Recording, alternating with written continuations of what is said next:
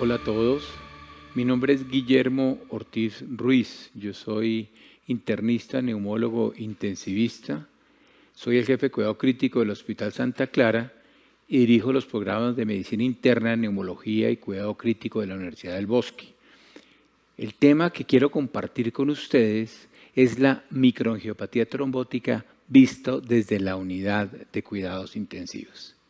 Un poco el contenido que quiero compartir con ustedes está representado en la siguiente diapositiva, en la cual quiero hablar un poco de cuál es el real problema que tenemos los intensivistas para llegar o para proponer como diagnóstico la microangiopatía trombótica. ¿Qué es la trombocitopenia en paciente crítico? Hablar algo sobre la fisiopatología, el diagnóstico y el manejo de la microangiopatía trombótica cuando ya podemos tener un diagnóstico etiológico. Hablando un poco del problema, es muy frecuente que en el paciente críticamente enfermo nos enfrentemos al paciente trombocitopénico con disfunción orgánica. E históricamente los intensivistas nos quedamos en muy pocos diagnósticos diferenciales.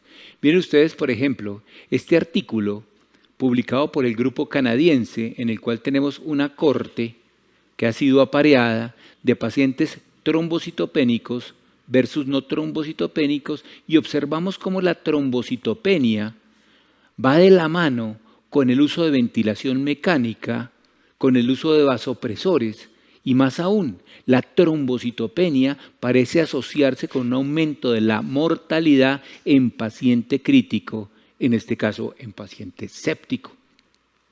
Es así como podemos enmarcar esta trombocitopenia dentro de lo que llamamos las urgencias hematológicas benignas y miramos cómo cuando hacemos un diagnóstico diferencial de emergencias hematológicas benignas marcadas, como lo dije anteriormente, en muchos pacientes con trombocitopenia y disfunción orgánica aparecen diagnósticos como las microangiopatías trombóticas o eventualmente la coagulación intravascular diseminada. Entonces, el objetivo de mi presentación es que los intensivistas, los que manejamos pacientes críticamente enfermos, incluyamos dentro de los diagnósticos diferenciales en un paciente con plaquetas bajas y disfunción orgánica la probabilidad de tener una microangiopatía trombótica. Empezamos definiendo la microangiopatía trombótica, como muchos de mis colegas lo van a hacer. Es un fenotipo de presentación clínica de múltiples etiologías que tiene tres características, básicamente una anemia hemolítica microangiopática, una trombocitopenia y una disfunción orgánica. Y en este marco, pues cabe una gran cantidad de diagnósticos diferenciales, unos de los cuales son la trombocitopenia o la microangiopatía trombótica. Es decir, muchos de esos pacientes, si no se tratan de manera adecuada, pueden llevar a la muerte. Y un poco el escenario es este que vemos aquí en la diapositiva. Por un lado tenemos unas microangiopatías primarias, que tienen una etiología específica de la cual vamos a tocar algunos puntos, pero también tenemos una serie de microangiopatías como complicación de procedimientos usuales, como las esteroides, como el trasplante de órganos, como enfermedades autoinmunes que pueden complicarse con microangiopatías trombóticas. Entonces, esto hace que sea un escenario muy complejo, muy heterogéneo y desde mi punto de vista, si no somos sistemáticos en el acercamiento, es poco probable tener una etiología específica y en muchos casos un manejo etiológico. La clasificación, pues para no complicar la clasificación podríamos tener algunas microangiopatías que son primarias. Estas primarias podrían ser genéticas o adquiridas.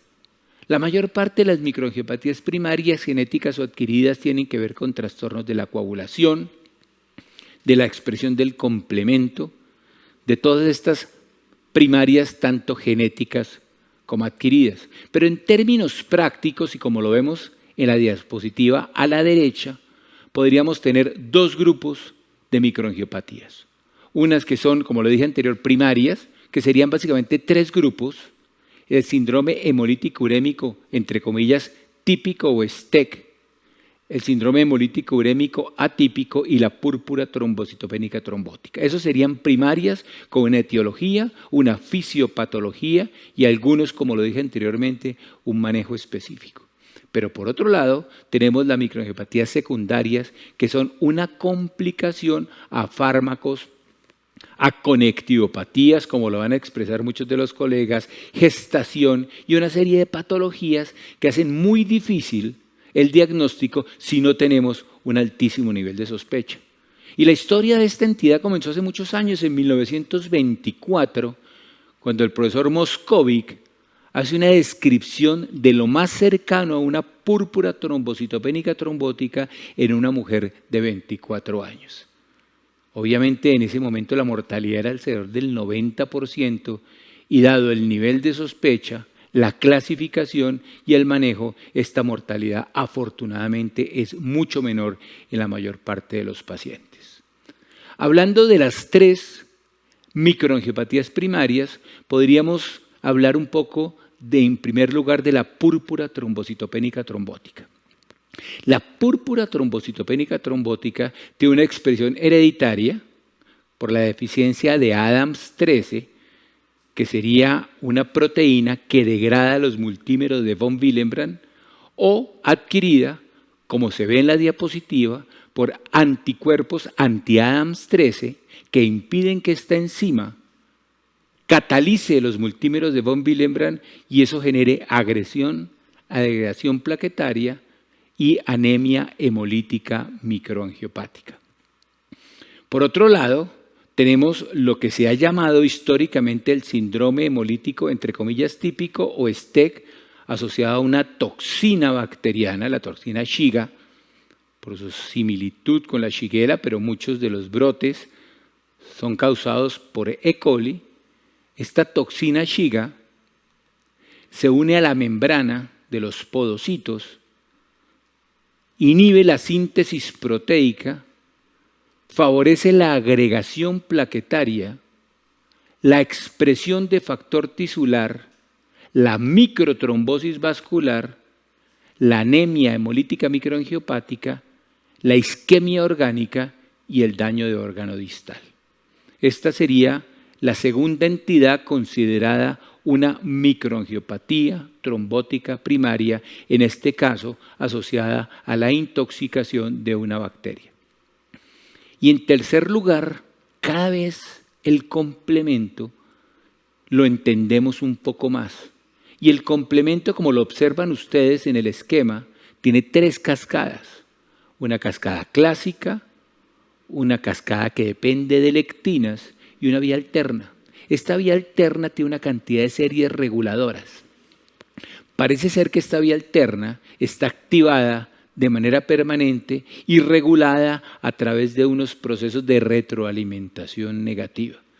Cuando algunos de estos elementos que tienen como papel fundamental retroalimentar la cascada está disminuido o inhibido, se genera una activación del complejo de ataque a la membrana, activación de la coagulación, microtrombosis, daño de órgano distal y obviamente todo este cuadro que se manifiesta como una microangiopatía trombótica. Este es un buen ejemplo de lo que sucede. Tenemos muchas entidades que usualmente activan el complemento. Enfermedades malignas, autoinmunes, infecciones, pero esta activación del complemento se ve regulada a través de unos sistemas de amplificación o de inhibición de los sistemas de amplificación.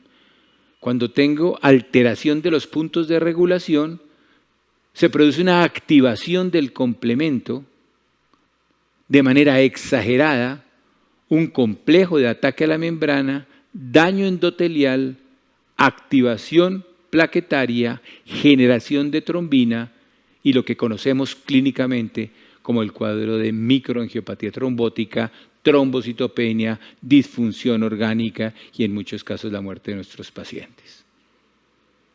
En ese contexto tan heterogéneo, en los cuales como clínicos podemos simplemente sospechar un fenotipo o detectar un fenotipo de trombocitopenia, disfunción orgánica y anemia hemolítica microangiopática, probablemente lo primero que tenemos que tener es un altísimo nivel de sospecha. E ir construyendo este constructo para poder llegar a diagnósticos etiológicos específicos. Es así como es importante primero, obviamente, detectar la disfunción orgánica, que puede ser de cualquier sistema u órgano de la economía, gastrointestinal, sistema nervioso central, renal. Cambios tan sutiles como confusión y depresión pueden ser una manifestación de disfunción orgánica, en este caso cerebral. Si esa disfunción orgánica le sumamos la trombocitopenia, empezamos a construir la posibilidad de detectar este fenotipo. Si posteriormente a eso vemos una LDH aumentada, reticulocitos elevados, empezamos a entender que podría haber una microangiopatía trombótica. Un hallazgo clave que es muy probable que muchos de mis colegas vayan a hacer énfasis es la presencia de esquistocitos como una expresión de anemia hemolítica microangiopática. Esto hace que ya empecemos a configurar un cuadro muy cercano a lo que es una microangiopatía trombótica, y algunos negativos importantes son la ausencia de anticuerpos y la ausencia de alteración en los test de coagulación. Con esto tendríamos un poco la propuesta en un paciente muchas veces muy complejo de la posibilidad de tener una MAT primaria o una MAT como complicación de una patología previa como la sepsis. Esta publicación nuestra en la revista colombiana de cuidado crítico un poco hace énfasis en lo mismo como lo vemos los intensivistas, desde la trombocitopenia y desde la disfunción orgánica, para ir un poco a poco refinando el elemento diagnóstico para llegar obviamente a un diagnóstico etiológico. Entonces, en el algoritmo, la pregunta que nos hacemos los clínicos es: dígame qué no es para poder llegar a una microangiopatía primaria. Dígame que no es una coagulación intravascular diseminada, dígame que no es un síndrome de Evans, evaluemos qué droga está tomando el paciente, descartemos malignidad, miremos si el paciente es un paciente trasplantado o no trasplantado, y con base en todos estos diagnósticos que hemos ido descartando, llegamos finalmente a una propuesta de 3 microangiopatías primarias, en la cual tenemos una microangiopatía, una púrpura trombocitopénica trombótica, la cual estaría enmarcada por una ADAMS 13 menor del 10%, un síndrome hemolítico urémico STEC, donde la toxina sería detectada, y si en ninguno de estos dos es positivo, tendríamos una posibilidad de un síndrome hemolítico urémico atípico, donde es probable que la alteración del complemento que subyace en una gran cantidad de pacientes no sea posible detectar al borde de la cama del paciente. Y aquí hago énfasis en algo que es muy importante, y específicamente la púrpura trombocitopénica trombótica. Usualmente pensamos que la púrpura trombocitopénica trombótica tiene solamente manifestaciones neurológicas. No es cierto. Tenemos manifestaciones también cardíacas, renales, hepáticas, hematológicas. Es por eso que tenemos que tener un alto nivel de sospecha, independientemente de la disfunción orgánica, si el cuadro clínico la amerita.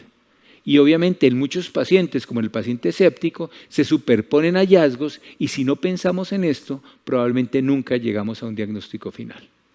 Con base en eso, alto nivel de sospecha, ir descartando patologías primarias hasta llegar más o menos a tener claro, pues se proponen algunos tratamientos. Con ese alto nivel de sospecha, que está basado en los elementos que hemos comentado, anemia hemolítica microangiopática, una hemólisis mecánica y una disfunción orgánica, lo que tendríamos que hacer como intensivistas es iniciar una plasmaféresis y probablemente iniciar esteroides. Simultáneamente tomar una muestra para detectar los niveles de ADAMTS13 y obviamente, como lo muestra la diapositiva, detectar o evaluar la severidad del cuadro clínico. La plasmaféresis ha sido salvadora.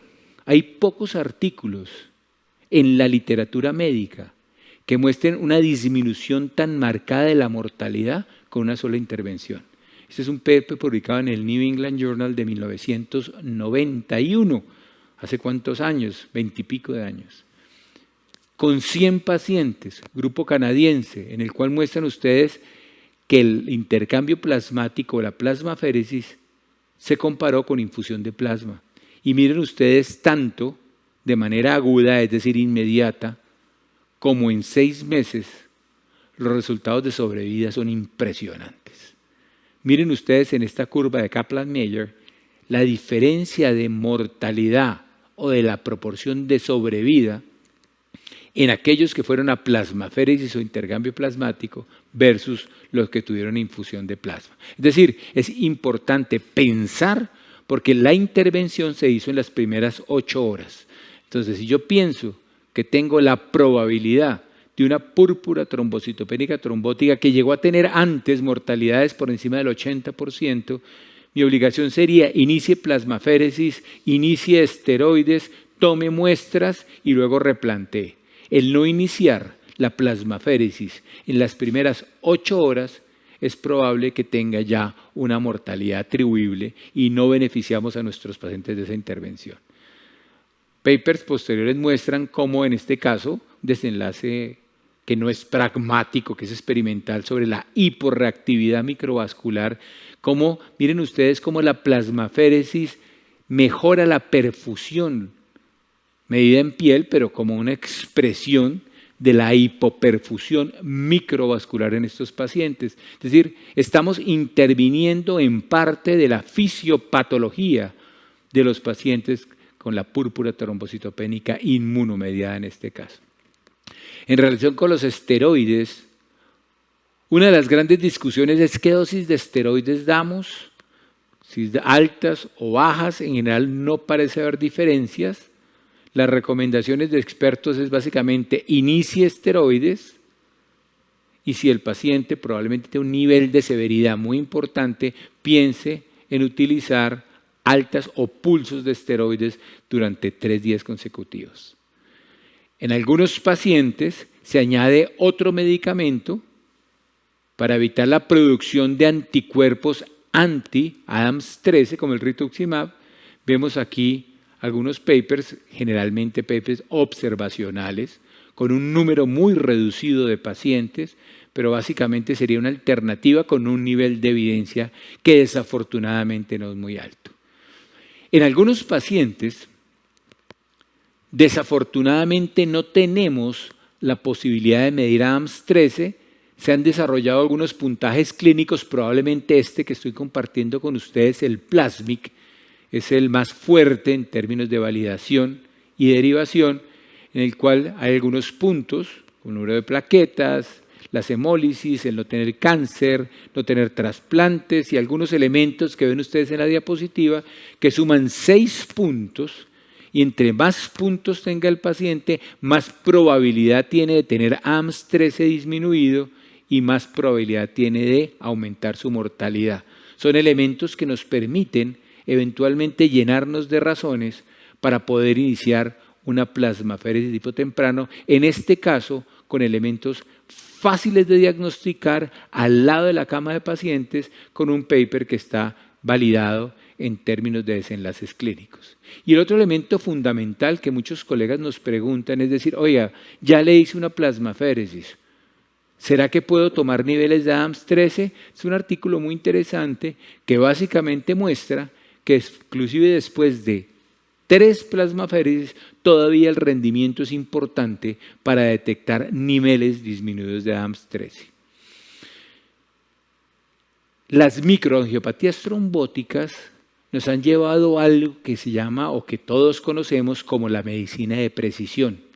Y hablamos de subfenotipos y hablamos de endotipos, pero algo muy interesante, hablamos de rasgos tratables.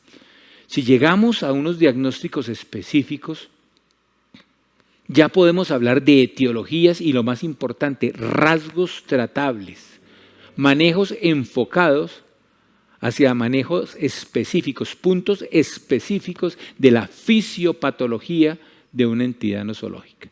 Y es así como la terapia anticomplementémica empieza a jugar muy importante en el paciente con síndrome hemolítico urémico atípico, en el cual el ADAMTS13 está por encima del 10%, el STEC es negativo y podríamos proponer eventualmente la modulación del complemento para evitar la fisiopatología que ya compartí con ustedes.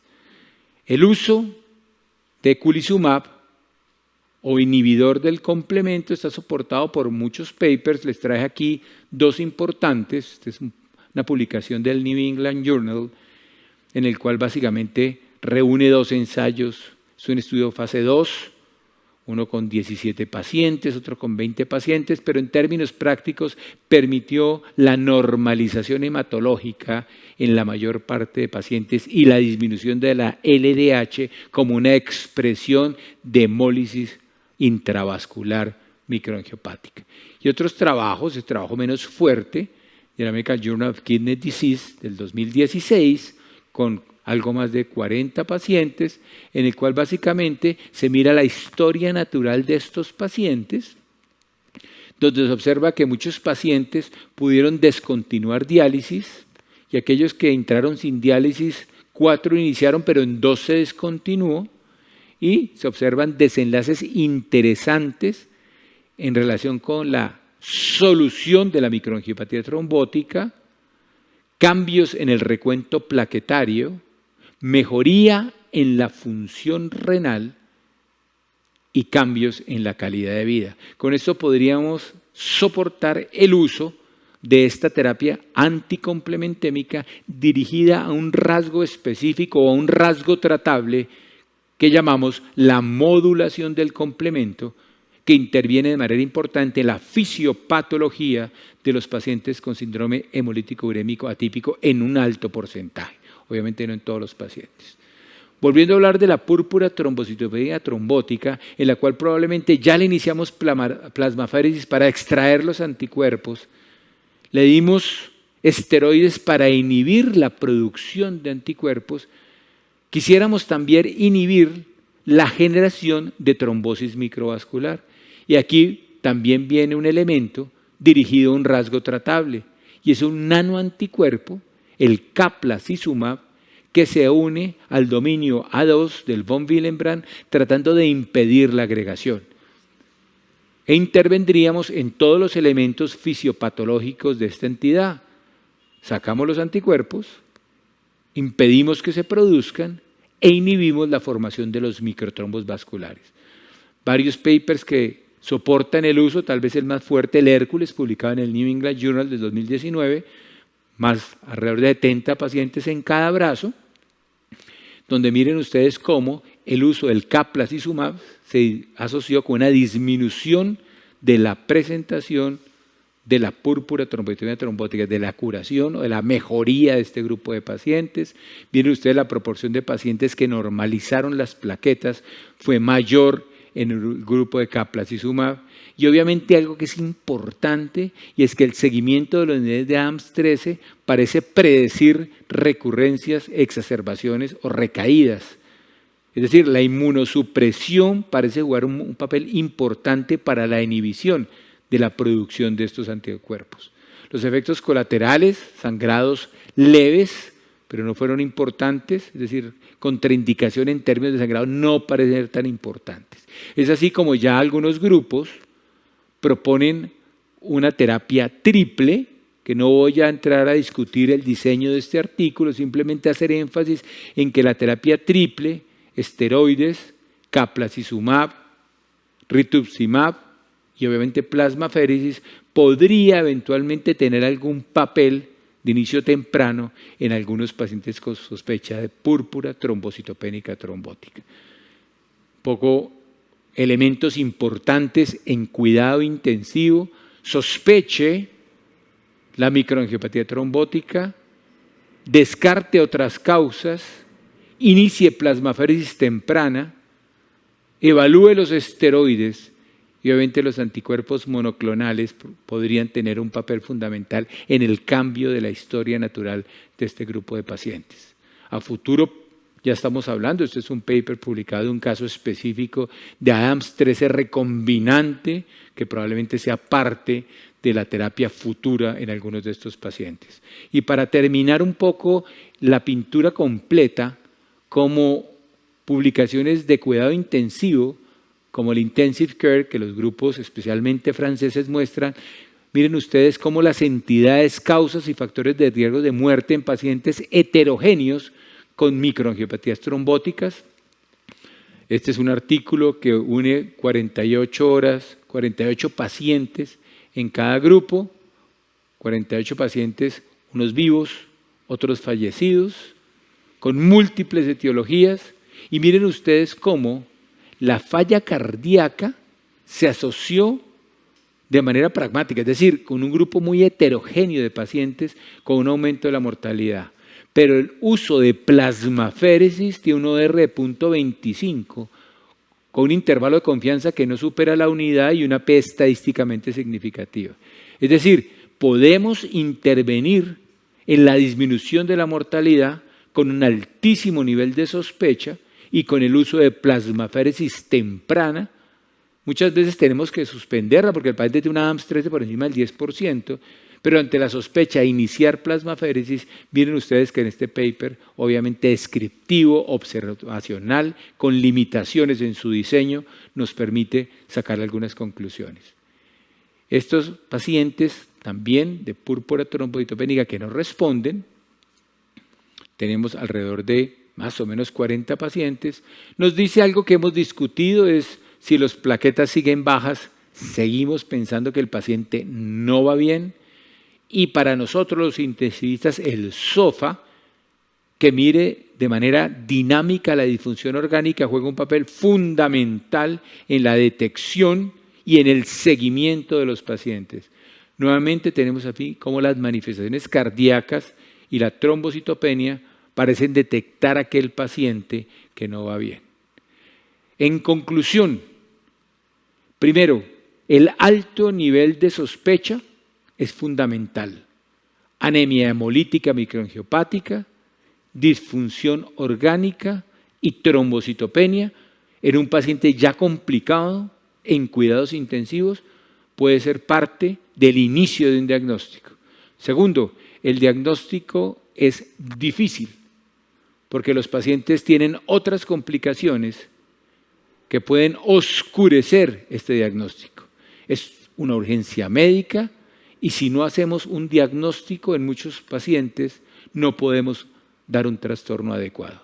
Comienzo o termino como comencé con la frase del doctor Moscovich, 1924, el que nos dice que en este caso específico, más importante que las enfermedades son los pacientes. Y es así como un manejo sistemático, un alto nivel de sospecha nos permite detectar, nos permite tratar y es probable que cambiar la historia natural y disminuir la mortalidad en muchos de nuestros pacientes críticamente enfermos. Les agradezco muchísimo su atención.